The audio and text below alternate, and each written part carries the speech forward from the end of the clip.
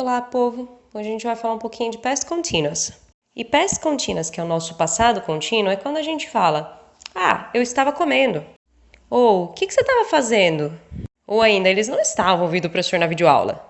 Coisas que estavam em continuidade no passado, past continuous.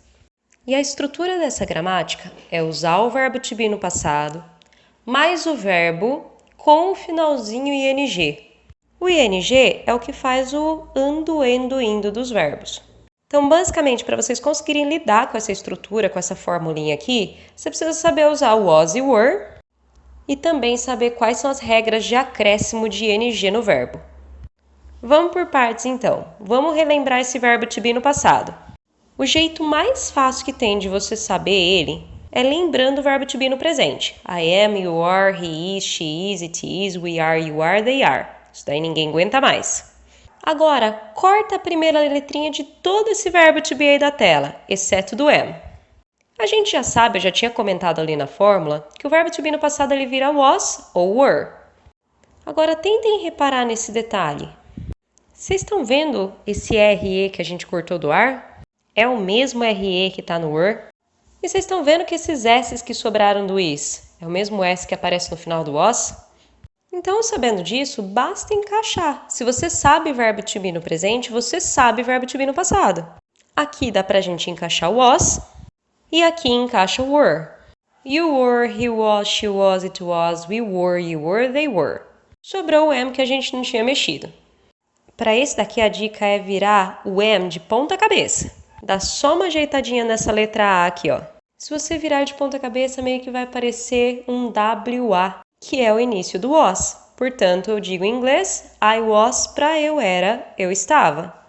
E todo esse tempo verbal do past continuous, ele vai negar e vai perguntar também utilizando a estrutura do verbo to be. Para negar o was, basta escrever was not ou escrever isso daqui tudo junto, apagar a letrinha O e colocar um apóstrofo no lugar, usar wasn't. Já para negar o were, escreve were not. Se quiser juntar, were not tudo junto, apaga a letrinha O, weren't. E para você conseguir perguntar com o verbo to be no passado, você precisa fazer a mesma estrutura que você fazia com ele no presente. Ou seja, você inverte o to be de lugar com o sujeito. Então, basicamente, você põe was ou were, o sujeito que você quiser, desde que esteja de acordo com was e were, mais verbo, mais ing, restante da frase, ponto de interrogação e é isso. Agora vamos falar um pouquinho da segunda parte, que são as regras de ing. A primeira delas é colocar ing e só. O exemplo do verbo jogar, tocar, brincar, o play, ele só tem que receber ing para se transformar em jogando, tocando, brincando, playing.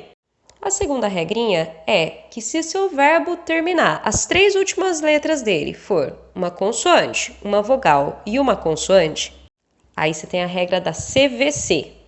Viaja com a CVC, leva mais uma consoante com você. Que quer dizer que você tem que dobrar a última consoante e depois acrescentar o ing.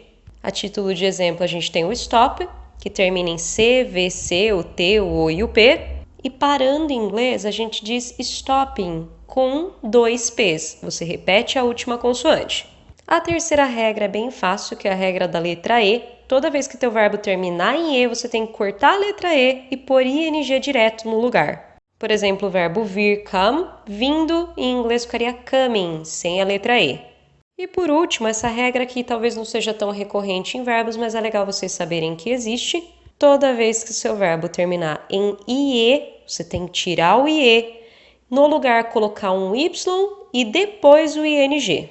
Então, por exemplo, die, verbo morrer. Até para pensar, usa um pouquinho de lógica. Existe uma regra que fala que você tem que tirar a letrinha E para pôr o ING.